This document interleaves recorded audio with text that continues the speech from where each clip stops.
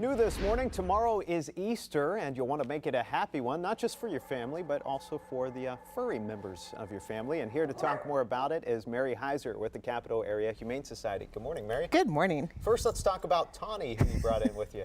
Tawny is 5. She is a sweet little min pin mix, and she would love to have an awesome home. And she's a little slow to warm up, but once she does, she's perfectly fine and very sweet. She is from a cruelty case in a hoarding situation, so she had many brothers and sisters. So now she would like to be an only child in the home. Okay. It's a nice way to put it. And what's her adoption fee? Her adoption fee is $250, and she's already been spayed and had all her shots and all that good stuff, and so she'll be ready to go home. Okay, so somebody takes her home. What are some things to keep in mind when you have a pet in the home, with Easter being tomorrow? Well, Easter, especially when we hide eggs everywhere and have stuff sitting around in baskets, you really want to be careful because your pets will get into those.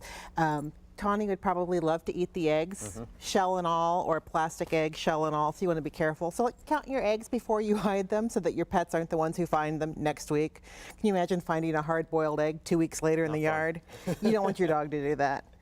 And the Easter grass is something that can be a blockage, but after it's had candy in it, it smells really good to your dog. Okay. A lot of folks like to decorate with Easter lilies, but maybe not a good idea, especially for cat owners. Not if you have cats. All parts of the Easter lily are toxic, so you really want to be cautious with that. There are some lilies that aren't as toxic, so you can speak to your florist or to your garden center about that. Okay, and you always advise giving your kids the chocolate bunnies as opposed to the live bunnies. Not real bunnies. If you want a real bunny, give them a stuffed bunny and say, we'll learn about bunnies, and then we'll go to the Humane Society or another rabbit shelter and learn what it really takes to care for a rabbit. It's not an impulse purchase. If you can, just talk a little bit more about rabbits as pets. Sure.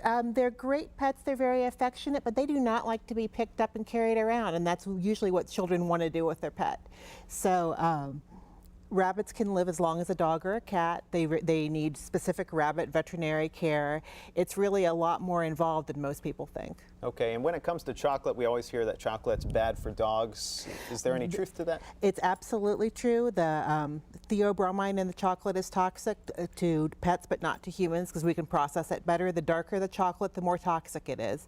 So people always say, well, how much is toxic? Well, it depends on the size of your dog, how much they eat, and how dark the chocolate is. Okay, some good tips for us this weekend when it comes to Easter and our pets. Before we let you go, one more time, how can we get Tawny adopted? Tawny would love to see you today from 12 to 5. We will be closed for Easter tomorrow. Okay, thanks a lot, Mary. And remember, if you ever miss a Pet of the Week segment, you can always watch our previous segments online. Just go to 10tv.com/pets.